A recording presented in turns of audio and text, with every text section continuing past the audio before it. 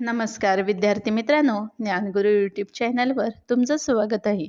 आजच्या भागात आपण बदक आणि कासवाची गोष्ट शिकणार आहोत. चला तर मग. एक होतं कासव.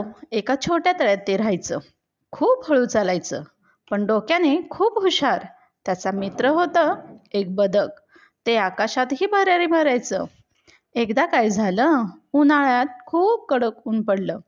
तळं आटलं, पाणी उरलं नाही, प्यायलाही नाही आणि पोहायलाही नाही. बदक म्हणालं, मित्रा, मी उडून दुसऱ्या तलावात जाईन, पण तू कसा येणार? त्यावर ते कासव म्हणाले, तू एक काठी आण, मी काठी तोंडाने पकडतो आणि आपण उडत जाऊ.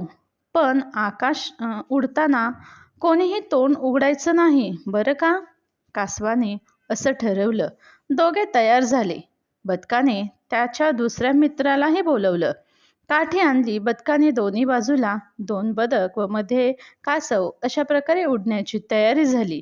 बदकाने आकाशात उंच भरारी घेतली. कासवाला ही गंमत वाटू लागली. पण जवळच्या लोकांनी हे दृश्य पाहिले. तेथेही लोक म्हणू लागले, बघा बघा, कासव उडत आहे. हे ऐकताच कासवाला खूप गर्व आला. ते अभिमानाने काही बोलणार तो जोराने धाडकन खाली पडले. नको तिथे तोंड उघडण्याची शिक्षा त्याला मिळाली. शेवटी हुशारी कामाला